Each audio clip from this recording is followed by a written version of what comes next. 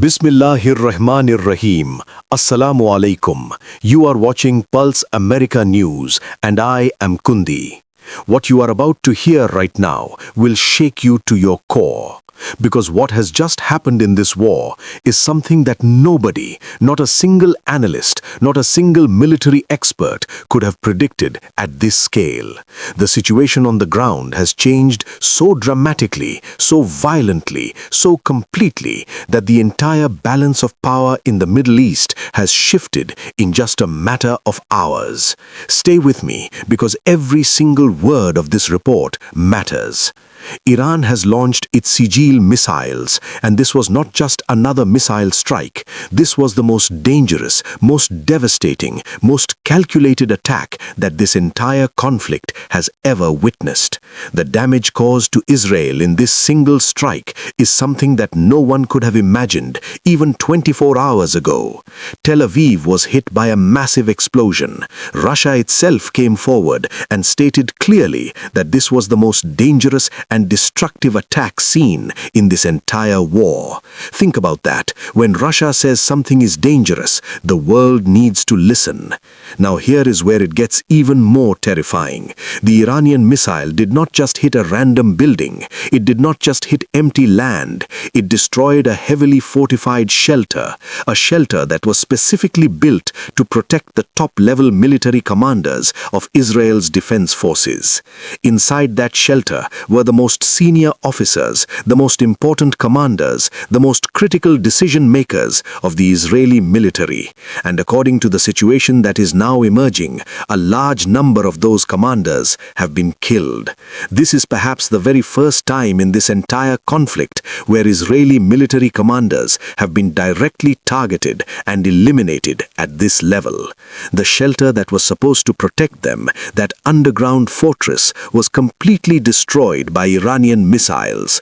Israel has never faced a moment this dangerous. Never. Not in this war, not even close. But the situation does not stop there. Iran also launched drone attacks on Dubai. Every single incoming flight was cancelled. No flight coming in, no flight going out. The entire airspace went dark. And while this was happening, the man sitting in the White House, Donald Trump, was furious. Not just angry, not just frustrated. He was in a rage unlike anything we have seen from him before. He threatened to destroy NATO itself. He told NATO countries to come and fight alongside America to open the Strait of Hormuz. But the Strait of Hormuz is not opening, and because of that refusal, Trump issued a direct warning to NATO and told them, "You have no idea what is coming for you." The reality right now is brutal and simple. NATO is breaking apart. Nobody is standing with Trump at this moment. Nobody is willing to commit fully to this fight. And the proof of this breakdown is everywhere you look. Now pay close attention, because this is where the economic devastation begins. Oil prices have already crossed critical levels per barrel. The very same experts who warned about these prices before, the experts who saw this coming, are now saying that prices are heading toward $150 per barrel within days, and from there they will rise straight to $200 per barrel, and nobody will be able to stop it. This is not a prediction anymore. This is a trajectory.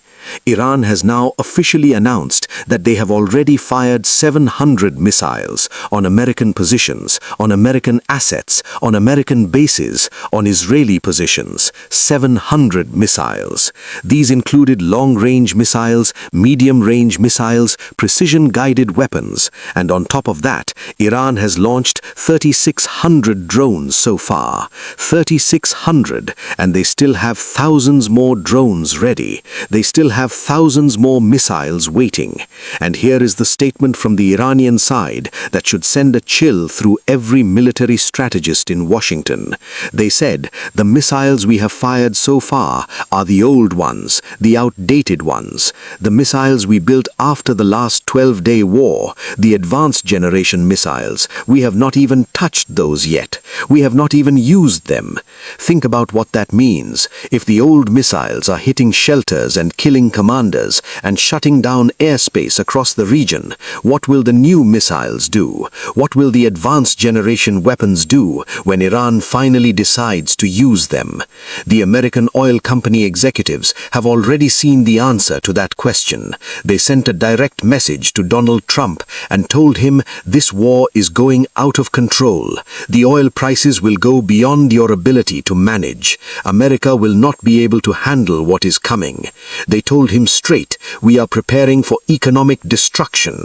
The financial collapse that is approaching is real, and you need to understand that right now.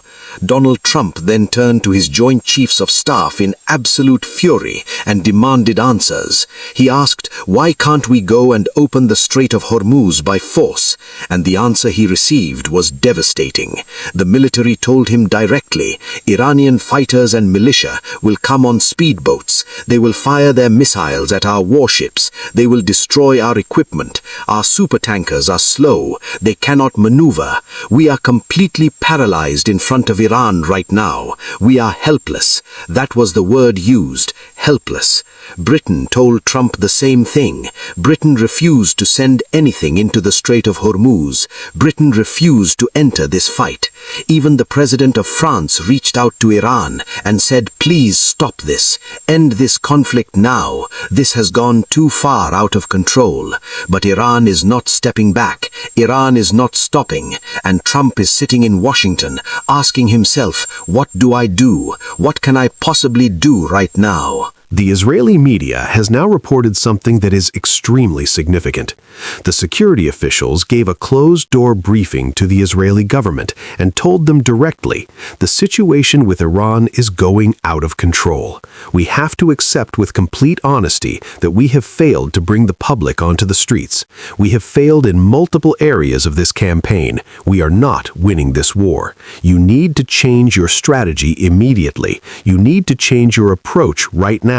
Otherwise, everything will slip out of our control completely and there will be nothing left to save. Trump responded by declaring that he had already destroyed the Iranian Navy, but even as he said that, the situation was still moving against him. Nobody was stopping Iran. Nobody was stepping in. And the most alarming development for America and Israel right now is that NATO is not just weakening, it is breaking. This alliance that took decades to build, that survived the Cold War, that survived multiple conflicts, it is now cracking under the pressure of this moment, and Trump knows it. That is why he made the threat. That is why he said he would destroy NATO himself if they refused to stand with him. Now here is something that reveals the true depth of this political collapse around Trump. Japan refused, Britain refused, and it is now becoming clear that Japan and Britain and several other major powers are conducting their own back-channel negotiations directly with Iran. They are telling Iran quietly, please let our oil tankers through. Please let our shipments pass. We have no fight with you. We have no war with Iran. This is not our conflict. Think about how significant that is. The countries that are supposed to be America's closest allies are going around Trump and making their own deals with Iran behind his back. They are choosing oil security over alliance loyalty, and Trump is furious about it, more furious than words can describe. The result of all this is that the war is now being reduced to just two nations, America and Israel, standing together while everyone else quietly steps away. Britain stepped away. Japan stepped away. France is begging for de-escalation. The Arab world is watching. And on the other side of all this, there is a new possibility emerging that is terrifying Washington even more than the missile strikes themselves. There are now serious discussions about the formation of a new Islamic NATO, a unified military and political alliance among Arab and Islamic nations. If that happens, the entire strategic map of the world changes forever, and Trump knows it. That is why he is not just angry about the battlefield, he is angry about the future. He is angry about what happens after this war ends. America's reputation is now on the line in a way it has never been before in modern history. The United States, the most powerful military force ever assembled in human history, cannot manage oil prices because of Iran, cannot open a single strait because of Iran, cannot protect its allies because of Iran, cannot keep its alliances together because of Iran. This is the brutal reality of this moment, and the Americans are only now beginning to realize what the world already understood. Iran is not a small power. Iran is not a weak nation.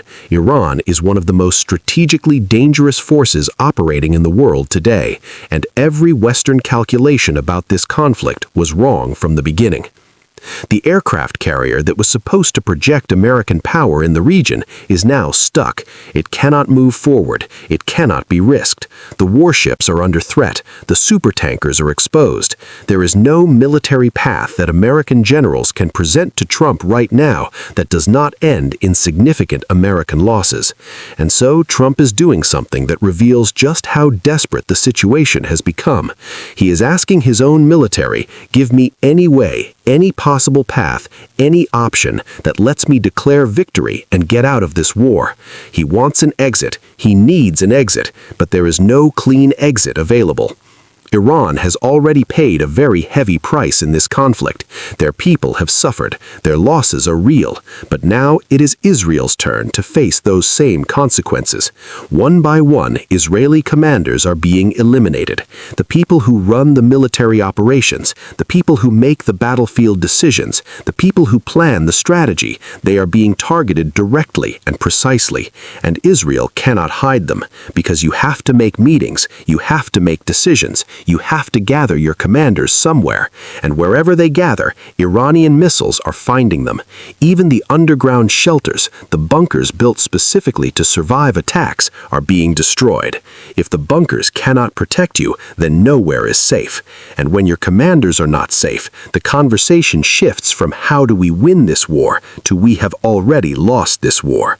This is where Israeli military establishment now finds itself, and the pressure being felt in Washington is unlike anything since the darkest days of Vietnam. America built a war machine around this conflict. America laid its traps. America positioned its forces. And now that entire structure is coming apart, not because of a conventional defeat on a battlefield, but because of something far more powerful, a combination of missile precision, economic pressure, diplomatic isolation, and a refusal by the rest of the world to share America's burden in this fight. Donald Trump needs to make a decision, not next week, not tomorrow, today, right now, because every hour that passes without a decision is an hour that destroys more of America's standing, more of its alliances, more of its economic stability, and more of its strategic options.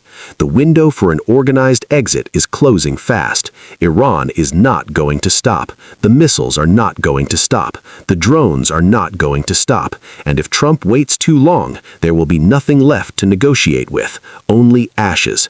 This is the reality of this war right now, and we at Pulse America News will keep bringing you every development as it happens. I am Kundi. Stay connected, stay informed. Allah Hafiz.